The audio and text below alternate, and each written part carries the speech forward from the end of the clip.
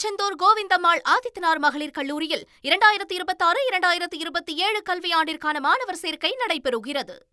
விருதுநகர் மாவட்டம் சிவகாசி அருகே பள்ளிக்கு தினமும் 3 கிலோமீட்டர் தூரம் நடந்து செல்ல வேண்டிய நிலை ஏற்பட்டிருப்பதால் மாணவர்கள் பேருந்து வசதி கோரி வீடியோ மூலம் வேண்டுகோள் விடுத்திருக்கிறார்கள். அந்த காட்சிகளை பார்க்கலாம். இந்த குழந்தைகளுக்கு கண்டிப்பாக நீங்க பஸ் விட்டே ஆகணும். சரிங்களா? சொல்லுங்க, நீங்க சொல்லுங்க. நடக்க முடியலன்னு ரொம்ப அழுகுறாங்க. அதனால தயவு செய்து கீர்த்தனா மேடமும் சரி, விஜயனும் சரி, இந்த குழந்தைகளுக்கு கண்டிப்பாக நீங்க பஸ் விட்டே ஆகணும். சரிங்களா? சொல்லுங்க, நீங்க சொல்லுங்க. நடக்க முடியலன்னு ரொம்ப அழுகுறாங்க. அதனால நீங்க போங்க, உங்களுக்கு அங்க எல்லா வசதியும் செஞ்சு தர்றோம் அப்படின்னு சொல்லி கொடுத்தாங்க. ஆனா 2017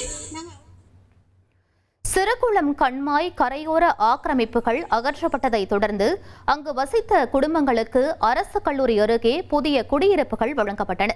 ஆனால் அந்த பகுதியில் போதிய பேருந்து வசதி இல்லாததால் பள்ளி மாணவ மாணவிகள் தினமும் நீண்ட தூரம் நடந்து செல்ல வேண்டியிருப்பதாக குடியிருப்பு வாசிகள் தெரிவிக்கின்றனர்.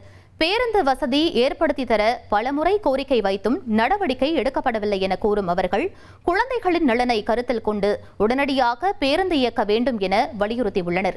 மேலும் விஜய் மாமா பிளீஸ் எங்களுக்காக பேருந்து விடுங்கள் என்று மாணவர்கள் மழலை மொழியில் கோரிக்கை விடுக்கும் வீடியோ சமூக வலைதளங்களில் வைரலாகி வருகிறது. திருச்செந்தூர் கோவிந்தம்மாள் ஆதித்தனார் மகளிர் கல்லூரியில் 2026-2027 கல்வியாண்டிற்கான மாணவர் சேர்க்கை நடைபெறுகிறது.